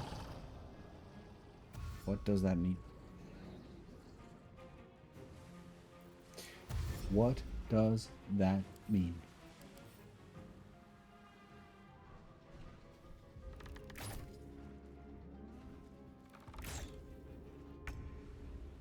Okay, interesting.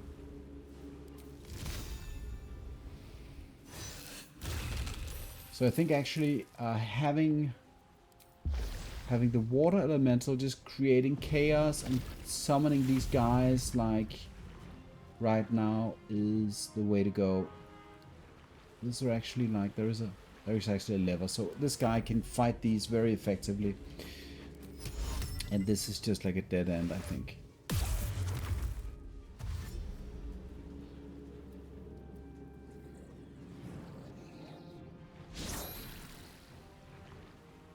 So this, it's pretty annoying that I decided not to finish off the sanguine champion, but like I'm betting my entire life savings that I can manage to rescue him. Anyway.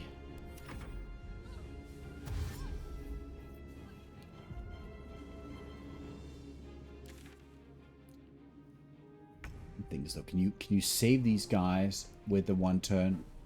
Not quite sure. So the question is, do I just close the door, or do I can I throw this guy? No. Can I push him?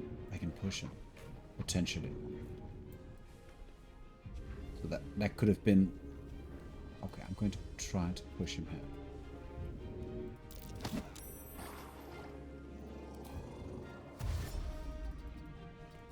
And then we run.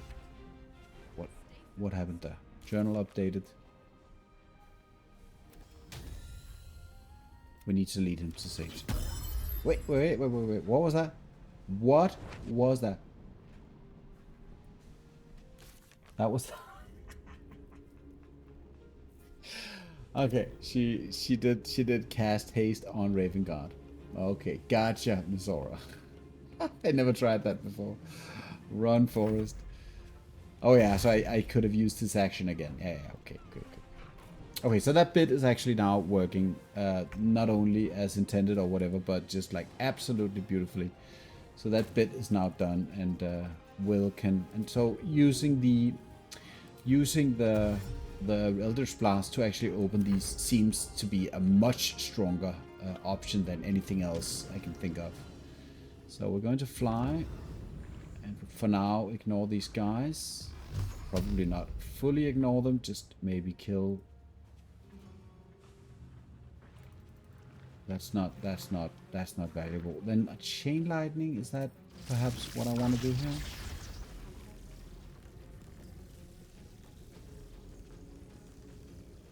Because that's going to kill both of them. Let's just do that.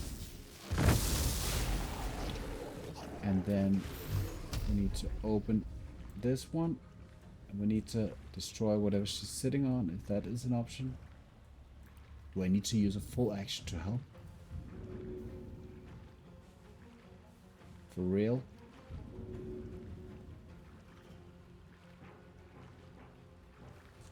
Okay. Then we're going to... No, wait, I don't have the... Okay, so I'm going to do... No, wait, yeah, that was the opposite of the intention there. So how far can I fly? I can fly all the way over here, but I don't need to do that, do I? Oh, there are loads of Gondian hostages in there that I cannot save currently. Oh, sheesh. So that sucks. I have no idea how many Gondians I managed to save. This is not even a Gondian, is it? Oh, he's a Gondian for sure.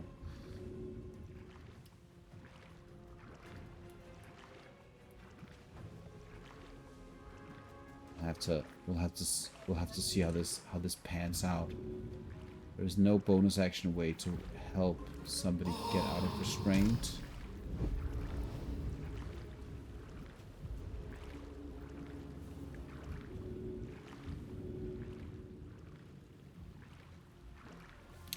But even if I don't manage to, problem is I'm not going to be able to get through this door. There is a lever here.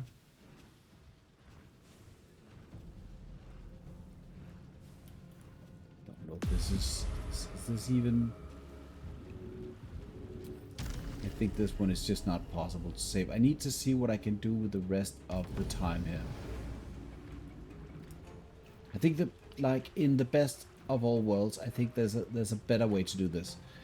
I could use the Mind Sanctuary here to give, and I need to be very careful, but to give the water elemental some extra punch here, which I think I will. Doesn't immediately get a turn, hopefully. We'll have to see. Ending turn, yeah.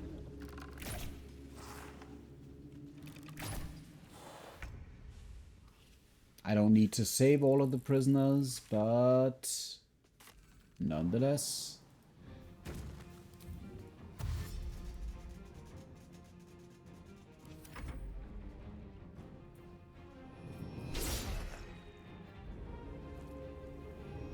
Has 2 attacks.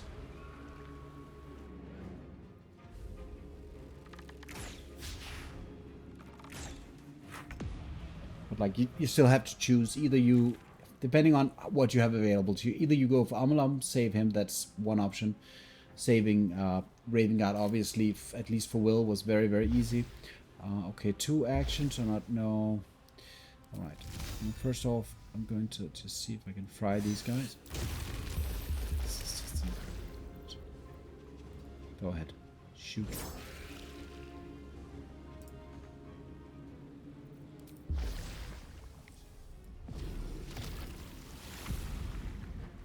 So where is the boat? Where is the extra action? Mind Sanctuary is so broken. Okay, let's see. Can I even attack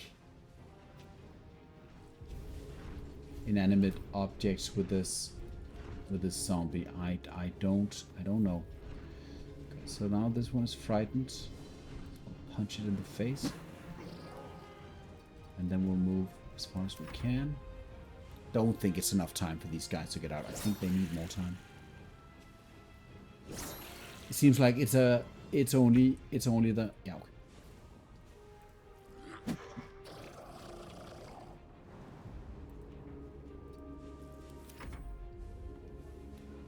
So Raven Guard just needs to move. We don't want to get this guy into any harm's way. He is, after all, the objective here.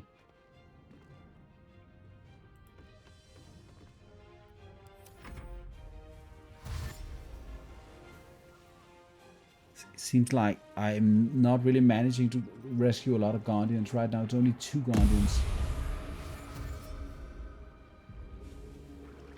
If even. This guy probably is going to live. If he's not being ambushed.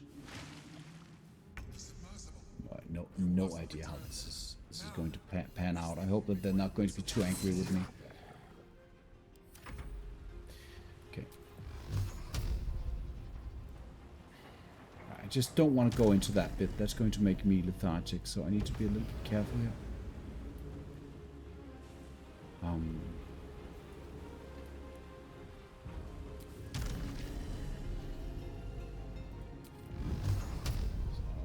So, lever.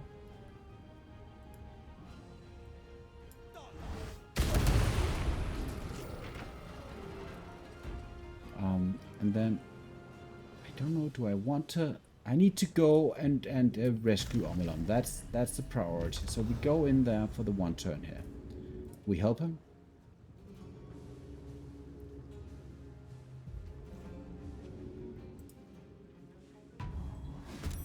And he's in the initiative, and he can do things. He can at least save himself. That's the most important bit. Champion and what's the other guy? 19. I can kill the other guy with the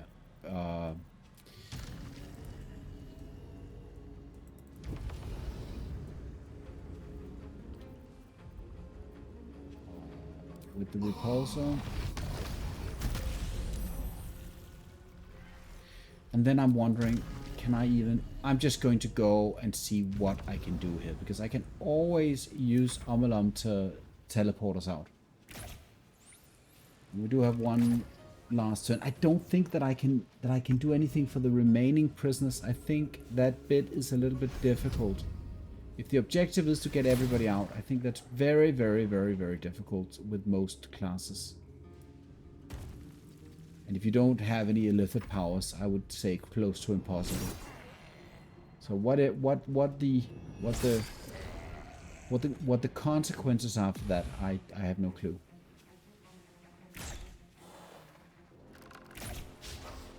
In that regard, this is a very odd quest. The heck. And then I get an action.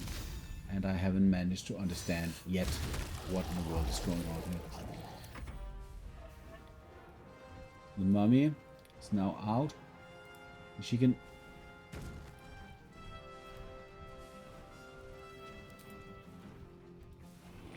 punch the lever here. So does that mean these guys have a chance? Do they have a chance or not really? That's the question.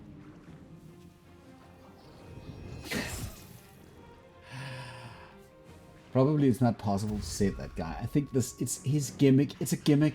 I think he's a gimmick of some sort.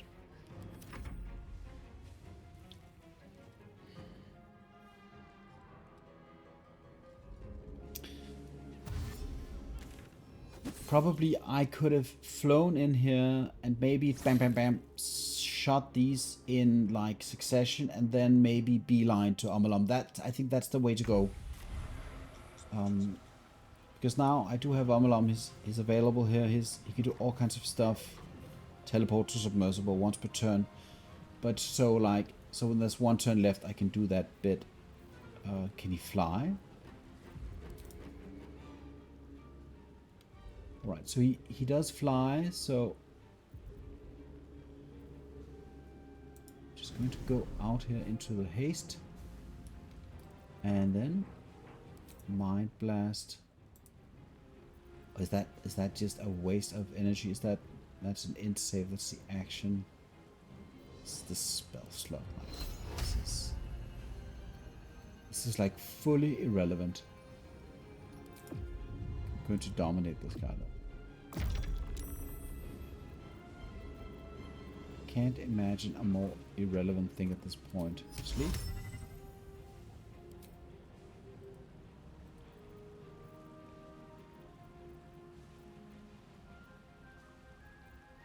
Two different sleep spells. This is the opposite. Just out of curiosity, what is a level 3? Oh, this is the... Oh no, let's dominate again.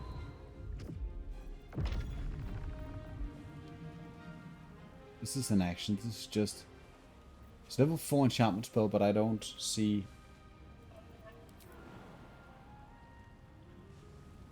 And now I can no longer fly. It's because available next turn. Oh, I can fly once per turn. You know, the more you know.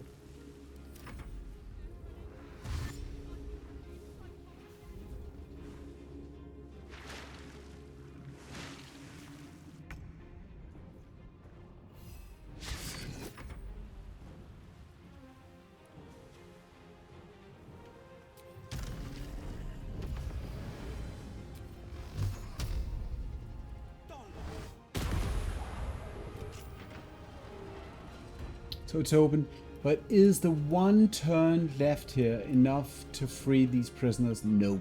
You need to do that in turn 2. So that in that regard, that becomes irrelevant. Let's just get out of here.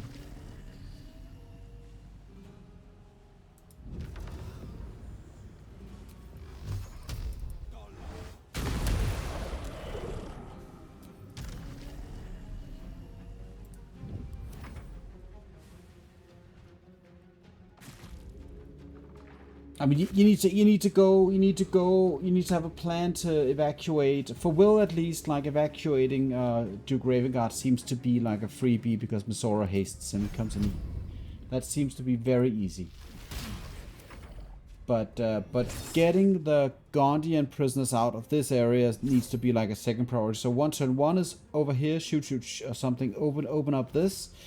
And then turn 2 is fly here, do this, and then turn 3 is go here, and turn 4 is do this and escape. And at that point they have to be able to go there themselves. But they do require 2 or 3 turns to get out. I think this is just the way it is. It is the way the cookie crumbles. Sure.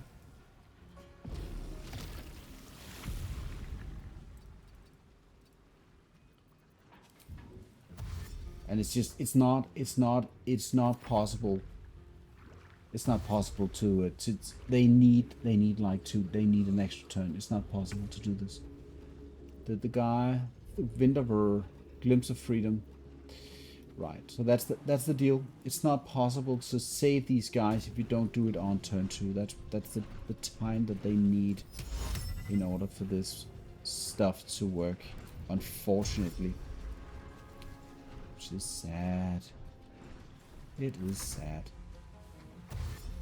And also irrelevant. Like, it's a little bit like, you know, protecting the portal from Halcyon. It's a point of pride. You can do it, you cannot do it. It doesn't matter. So like, I guess we end up with, did we save 3 people? Let me just go to Ravengard. So, oh, why? Stop. Okay, so 1, 2, 3.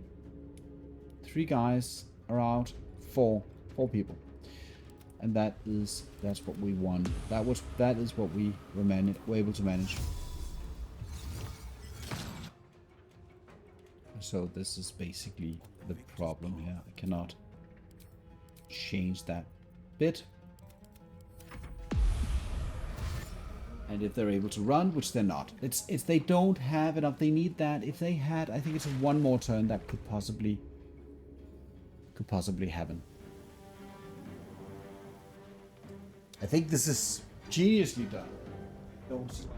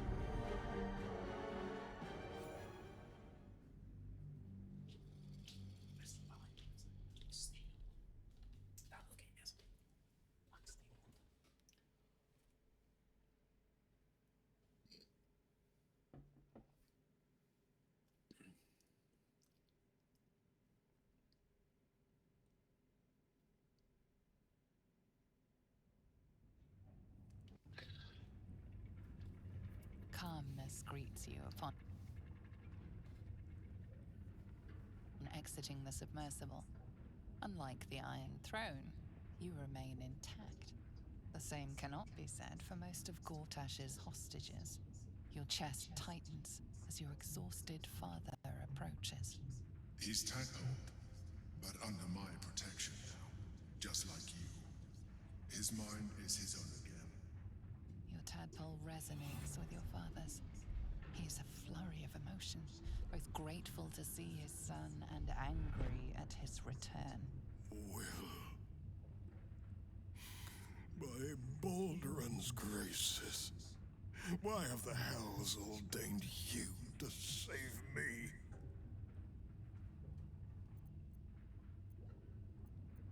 Then we're in agreement for once. Wyll, Ravengard's head still aches so powerfully the pain seeps into you. The Absolute may be silenced, but your father's parasite still remains. I'll guide him to your camp. He'll know where to go, even if he doesn't yet understand why. Your father grows silent. Whatever needs saying will have to wait.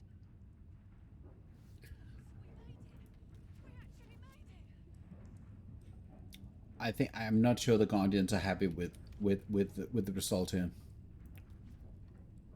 My lord. We would plead. They have no reason to obey Gortash. Gons. Okay, so the quest for the Guardians seemed to. So I wonder what this guy did wrong. That's what I want to know, Marlano Randall. That was. Okay. Out of them. And then obviously we'll kill this guy. And the spell sparkler gimmick did not work. So let us bring back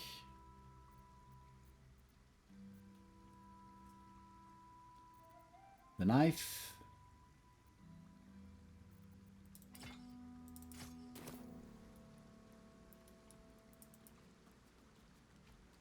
Okay, so people are just walking all over the place, but where is the guy that... Oh, he's here. Okay, let's go.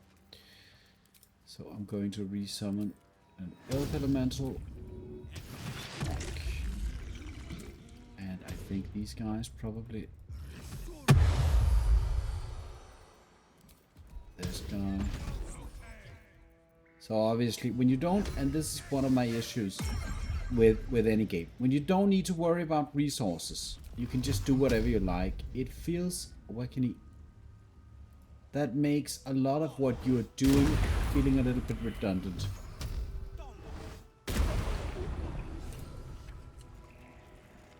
Okay, I have to break this now. I'll carry on soon. Thank you.